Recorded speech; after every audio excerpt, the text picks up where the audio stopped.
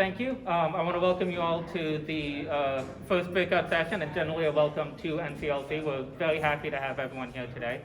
My name is Connor Flotten. I am a research associate here at American Promise. So I've taken the lead on producing reports like the Under the Avalanche report that detailed spending in the 2020 Maine Senate election, and the Uncommon Wealth report that detailed spending in this year's Pennsylvania Senate primary and election. We have copies of both reports available, as well as QR codes you can scan on your phone. That will just pull it up on your phone. And hi, I'm Kelly Kaufman. I am the Outreach and Digital Media Manager at OpenSecrets. We are a nonprofit organization that focuses on federal and state level data for campaign finance. We merged last year with the Center for Responsive Politics and the National Institute of Money and Politics. So now we are covering both federal and state level data, which I'll go into in a little bit. Yeah, thank you. And we're very happy to have OpenSecrets here as a partner for NCLC. So I just wanted to briefly go over, Kelly's going to talk about using OpenSecrets to analyze the data that's available in understanding just how much big money has infected our politics and understanding where the money's coming from and where it's going. But I wanted to take a minute, because my job is to take the sort of data that OpenSecrets produces and turn it into a narrative and tell the story of the money, and because that's how you really get people involved and engaged in this movement, is explain that everybody has a general sense, yeah, big donors exist, elections are really expensive, but the real challenge is then making it personal and making it local to people. So you can say, oh yeah, the last election cost X million dollars, but it's much more impactful to say, this senator from your state took this much money from this industry, and then you can look and you can see how they then supported bills that benefited that industry. So a big part of using data is taking it and bringing it into a form that people can understand, because a lot of people, personally, I'm a big fan of just going through spreadsheets and looking at spending data, but it's not everyone's favorite activity somehow. Don't personally understand it. And so what we as citizen leaders and activists need to be able to do is to, one, turn it into a form that people can understand, and also make sure that we're using the data responsibly, because it is extremely easy to pick your least favorite politician, look them up on OpenSecrets, see where the money that they're taking is coming from, and then send out blasts on social media, call their office, calling them corrupt, calling them evil, all of that. Fun as that is, it doesn't actually help anyone. It just drives everyone apart and pushes people away from what is supposed to be a nonpartisan movement. So something that I've always been very careful to do in my reports is telling both sides of the story. The dark money machine and the spending machine is enmeshed in both parties' entirely thought out politics. So absolutely call out the senator from the party you don't like, the representative who bugs you, but then also make sure that you're looking up people on your side, people whose politics you generally agree with, and making sure that you're also holding them to account and showing what they're doing as well, because staying nonpartisan is a very significant part of using data to tell a story. We want to be sure that we are not twisting the data and twisting the facts to serve our own purpose. You present the facts and you let them tell the story. Thank you. Kelly, if you want to talk about OpenSecrets some more? Yeah, so I think one of my favorite things, I started working at OpenSecrets last year, and what I love about it is that an academic can use it, a journalist can use it, but also your average citizen can use it. And we like to have a website that is easily accessible. We write stories for everyone. We're not just looking for, someone who's highly technical. That's why we have like our Get Local database. You can look up your congressperson, your senator from your state, and be able to see where the money's coming from. And we think that's really important at OpenSecrets, is that OpenSecrets is for everyone. Even when I talk to my interns as I'm interviewing, they're like, oh yeah, in our class we went over OpenSecrets. That's what we think is the power of our website. And with our new merger that I mentioned earlier, is that now we have launched a new tool for ballot initiatives across the nation. And so this is kind of new. It was about like a month ago that we launched this. And where we're seeing, in California, for instance, with online sports betting, we're seeing rocket numbers there, between the gaming casinos and then, outside spending groups. So that's something that we like to have as a tool on our website that's, you can look at a map, you're able to look by issue. We want to make it easy and simple for anyone to be able to look at their state and look at state level data. And that's what we're also looking forward to in the future as we're integrating more state level data. We want to be able to get a lot more into the nitty gritty, because that is a lot harder. When we talk with our researchers, getting the state level data isn't easy. Sometimes it's like paper, they're getting it in a paper, they have to dissect it, so it's really not like compared to the federal level data, it's not as simple. It's a lot more complicated. The rules are different by each state.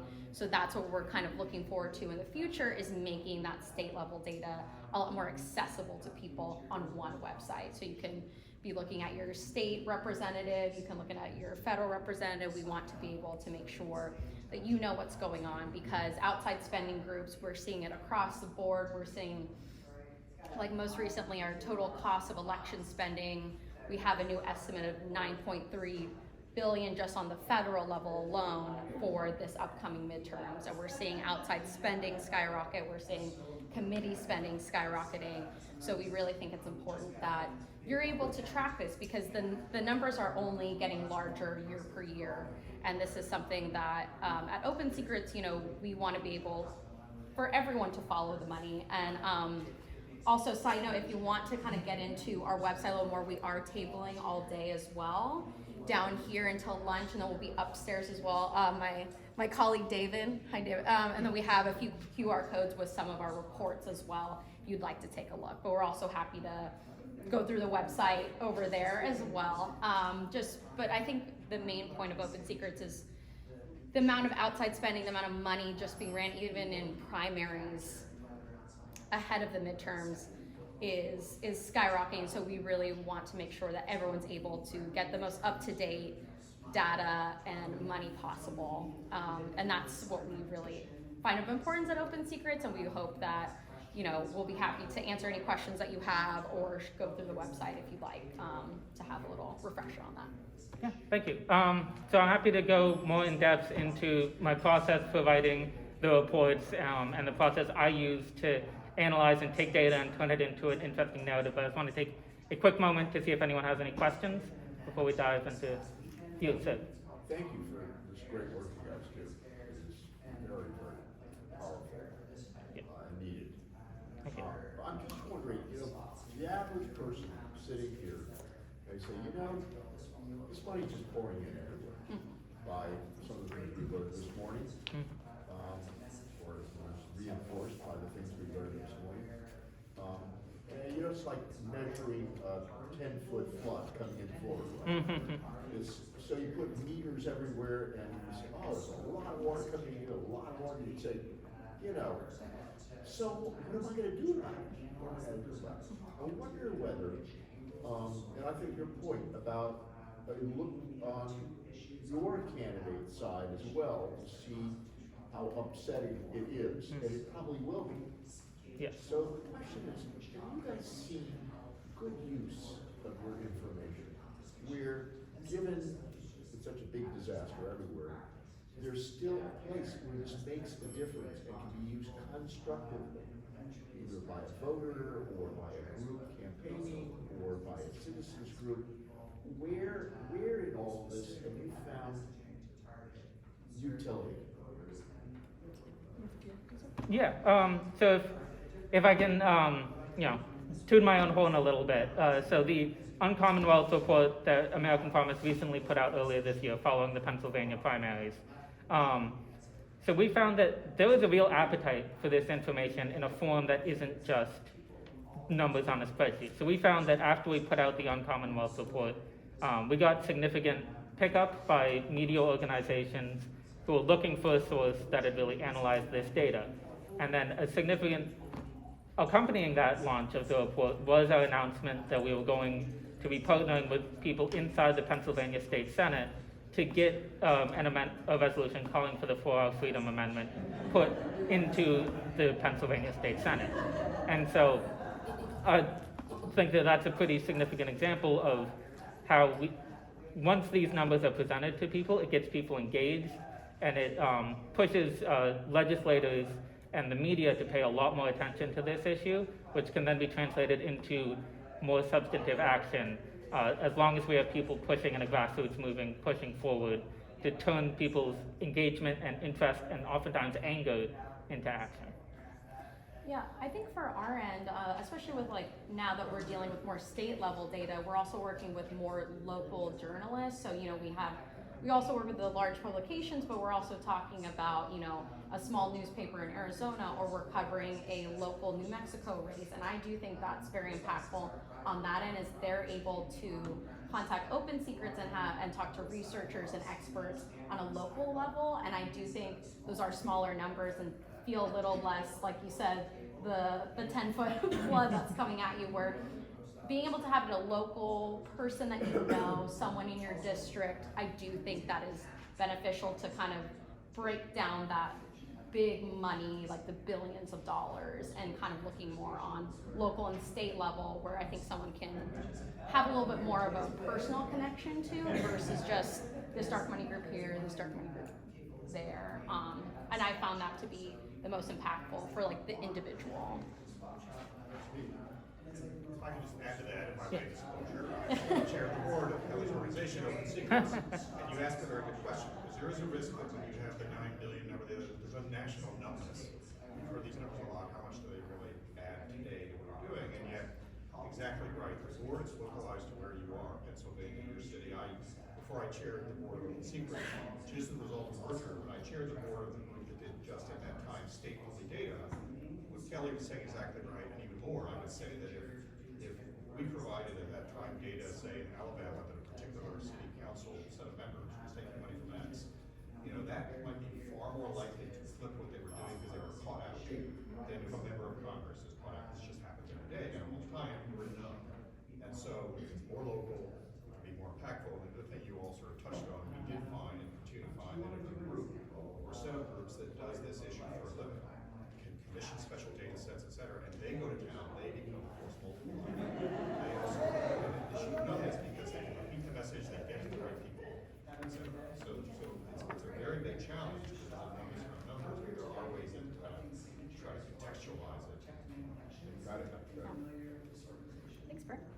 Yeah, Connor, I'm looking at this Pennsylvania report, and it says Democrat, super PAC, and mega donor spending, and then has the Lincoln Project. Mm-hmm. Well, as you say in the text, the Lincoln Project is founded by Republicans, but some Democratic donors give to it.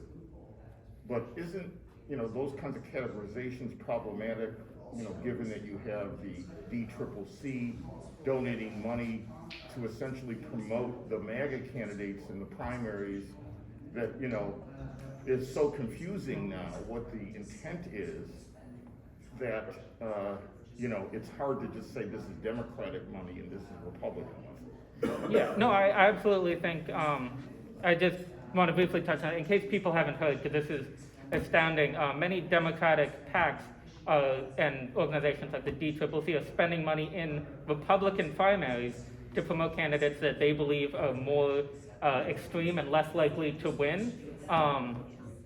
And so many people are upset that Democrats are meddling in Republican primaries, but there isn't even a Democrat remotely near the ballot. Just for context, so people have that. And so yes, I agree. It is definitely very difficult as the waters are getting more and more muddied to categorize who's Democratic and who's Republican. For the case of the Uncommon Wealth Report, in that case, we're looking specifically at the spending that the Lincoln Project, although it had, of course, been founded by former Republican operatives, we're looking at money they had spent in 2020 to support President Biden's campaign and Democratic senators around the country. So in that particular case, it was actually relatively easy to categorize. the Lincoln Project as Democratic because of the sheer volume of money they spent supporting Democrats, but I think going forward it is going to be extremely difficult to categorize groups, especially those money groups that don't have the word Democratic in their name and they're spending money, 500 million in this party, 500 million on the other party.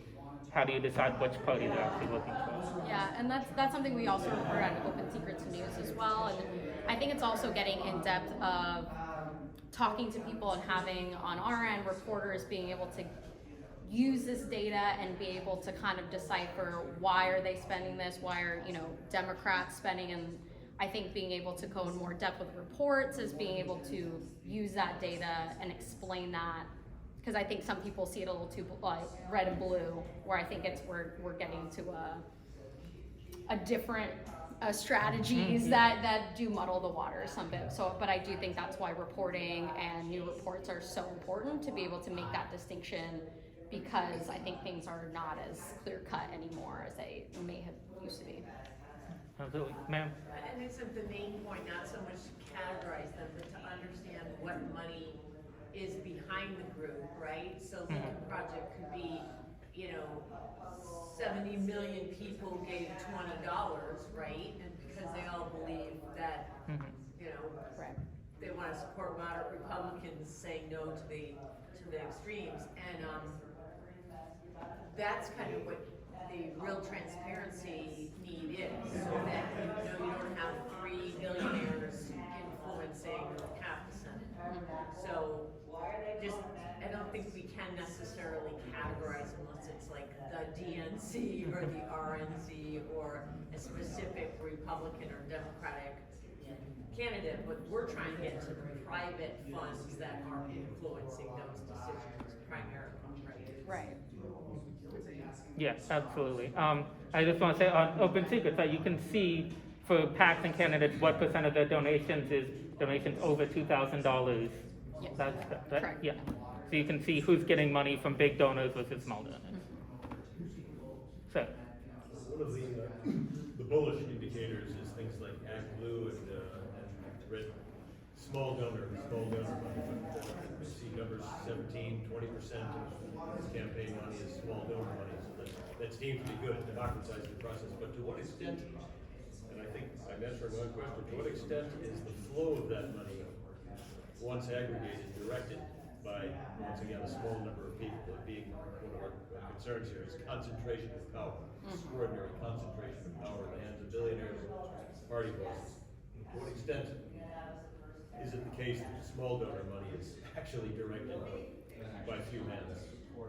Well, I think that's why it's important to see where that small donor money is going. Is it going to a PAC? Is it going to an individual? I think that's kind of where you see that money directed, or for instance, you see a lot of small donors going to Trump and his political organization, but it's also important to follow the money and where they're using that and how that's being disseminated, even if it's a lot of small donor donation, but if they're using it to pay for his own legal fees, I think it's important to realize not just the amount of money, but where is your money going? And I think that's important for small individual donors, is like, where is your $25 eventually going to, and how are they paying for it in terms of expenditures for their organization? yes, absolutely. And just further on the topic of tracking where the money's going, you can see you have a large fundraising organization like Nancy Pelosi's leadership PAC. So you have a large fundraising organization like Pelosi's leadership PAC, and people give $10, $20 when they get a fundraising tax. Then you can look, okay, so that then gave $1 million to this representative's campaign and $1 million to that person's campaign. So you can see, I wanted to donate to this PAC, but then they gave a bunch of money to this other person I didn't like. And so that's a big way you can track where those small donations actually end up going. You in the back, Sid. I have two questions. First, I was wondering, I rely on this kind of data both from Open Secrets as well as Massachusetts has a very robust state system that I rely on heavily in making my primary decisions. But it's very hard for most people to navigate the data or even reports. Most people won't read the reports. I was wondering if you were considering instituting something like a letter grade or something that's like an easily digestible one line that then people can maybe click into and see where that comes from? Yeah, that's something that Open Secrets hasn't currently done. We do kind of judge on more outside money and how much money is transparent. We want to make sure that on a transparency level, but I think that also depends on how that grading level is. We do try to be nonpartisan and be able just to offer the data for people to make their own decisions, and we don't want to have that seem as though it's a partisan level grade. It's something our group was considering at some point down the line. If we do, Yeah. we want to rely heavily on your data. Yeah. And then my other question was, have you considered allowing, because the way the laws work, it makes more sense for a lot of groups to be a 501c4, which the way disclosure laws work is inherently a dark money group, whether that group wants to be a dark money group or not. So we, for example, would be, Wolfpack would be happy to give Open Secrets our entire list of donors to do with as they see fit. I was just wondering what you thought about the idea of allowing groups to report Open Secrets to change so that information is more open, and that may also change the way they're categorized on your website. Yeah, that's something that would be kind of interesting for our research team, but I think that we do rely a lot on federal data and how that is categorized. I think that's also an easy way to kind of keep things counted correctly. I know that 501c4s are more popular, but I think we still want to advocate for more transparency, and that distinction could create a lot more rules for how Open Secrets categorizes things. But I think that is an interesting question. 527 reporting requirements are significantly more expensive for our accounting to deal with, especially when you have a large number of small donors. That significantly raises the costs of that reporting, which is the main reason I'm switching to a 501c4 reporting. Yeah, so I think that just depends on how our research method is, and we do want to just stay consistent in that, as that would change kind of how groups are categorized and whatnot. So I think that's more for our research team to kind of consider, and as we're advocating for transparency and things are in flux, for sure. So in the back. Just your website several times. Thank you for your good work. Can you describe a little bit the process that you use to gain confidence in your data? And sort of a related question is, do other parties dispute your numbers? Well, I think it depends on what, on the federal level, we're getting it from the FEC, so then that is required reporting, so that's usually what we have on our website for that. So then we don't have that really disputed because they are the ones reporting to the FEC, where we get our data and are able to analyze it from that end. So we don't really see a lot of disputes, and the same thing with our state level data. That's based on the states that have a methodology that's similar to ours, where we can be able to put that on our site and have that. So, so no, we don't really have many people disputing that. I think sometimes we have with our donor lookup, with smaller donors, but that's usually just depends on what they've given to the FEC. So we try to make sure it's consistent. So the trade advances, you're relying upon a federal and state basis. Yeah, so we're on established databases that have mandatory reporting. What's your sense as to, on a scale like 1 to 10, 10 being absolutely confident, do you have a professional judgment as to the... I feel like our research team is extremely confident on our data, since it is required reporting from either the FEC or a local comparative state database. So I think that's something that they work painstakingly on to make sure that there are not those type of parties coming back to us and saying, oh, this isn't accurate. So that's why we try to be, frankly, a little are very conservative, making sure that we are a trusted website, and we have been for decades. So that's why it's something that Open Secrets is still around, because we do think that we are very confident in what we put on our website as being accurate. Okay. Yeah, just a follow-up to that. How good is the enforcement by these federal requirements for reporting? How good is the enforcement of this? Don't report or report inaccurately. You observe levels of enforcement, or is that sort of presumed but not happening? Well, I think our biggest issue is more, as we talked about the Disclose Act last week not passing through the Senate, is that there's like not laws that advocate for transparency. So I think that's usually the issue that we have with kind of gaps in data as things aren't disclosed as publicly as we would like to. But I think that just depends on, looking through the data, but I do think our researchers go thoroughly. We make sure there's not, duplicates. We try our best to have the most accurate data from what we're given. Yeah, and if I could just speak to that briefly. So I do want to say that, the Open Secrets team is fantastic and they do an amazing job.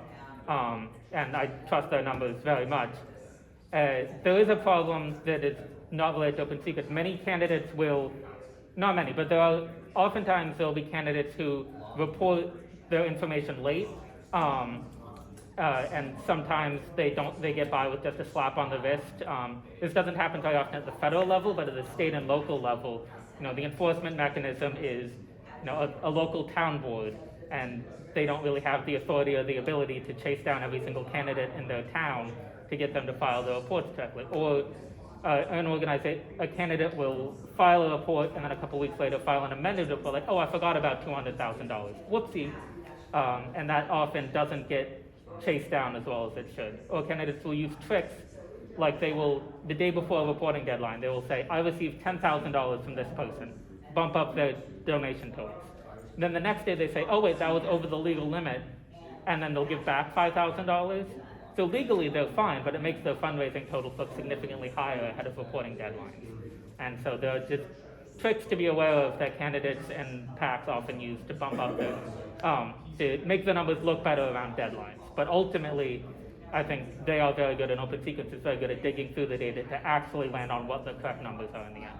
What I've noticed also is that a lot of people find loopholes. So for instance, we reported recently on a PAC that filed with the FEC about a month ahead of a primary, so they didn't have to report until after the primary is over. So then they got a lot of money from dark money groups. So you find that they know the rules, and they find ways to circumvent the rules. And then we're only able to report until after a primary is over what the numbers are. So I think that's what we see at Open Secrets a lot, especially on our reporting side, is reporting a lot of time after the fact, since there's people finding different types of loopholes like that. Ma'am.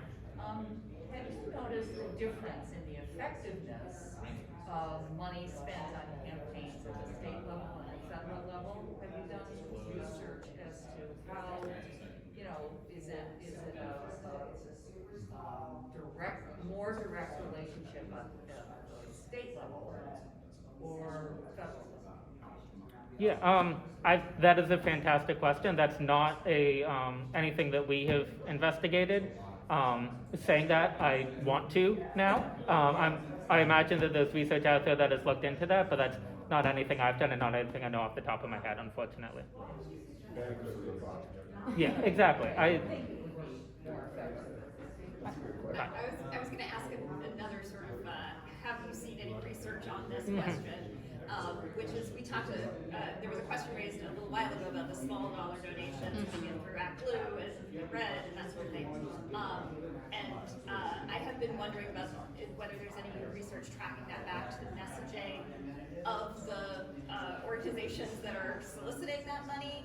My suspicion is that those the most effective ones are the most extreme and perhaps contributing to effective polarization and that kind of thing. But wondered if you were aware of any research out there that attempted to sort of tie the fundraising effect to the messaging at all.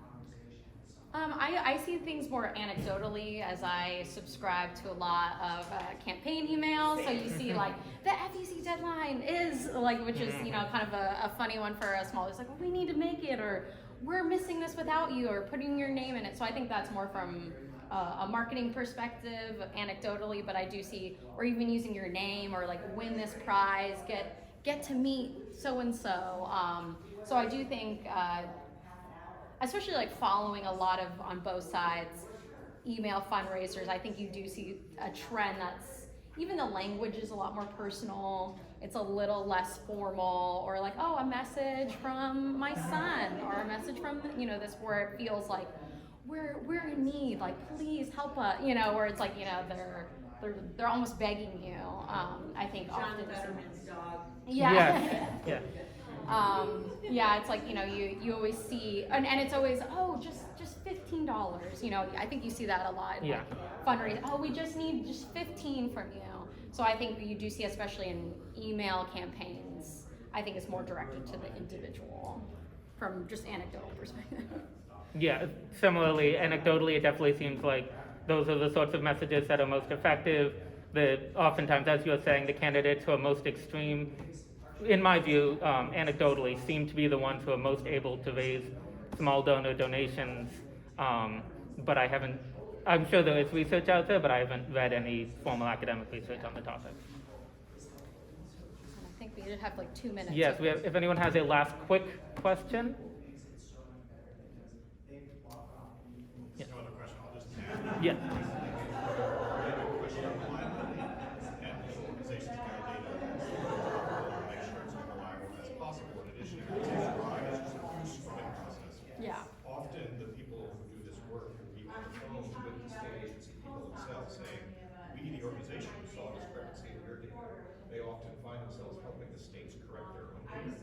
And so, and these can happen, et cetera, but it just builds, it also means you build relationships, which therefore the quality of the data can be better and better, but they literally improve the accuracy of the data they get.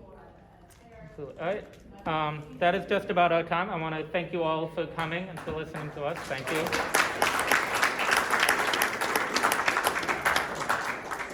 Well, but Yeah, go and ahead. thank you so much. We'll be tabling all day. We'll be down here and upstairs, and Open Secrets also has stickers, so please. Take a sticker. They're great. All right, thank you, everyone. Thanks. Thank Thank you. you. Are these things a sticker? Yes. Yes. Okay, how does it work? You just peel the back.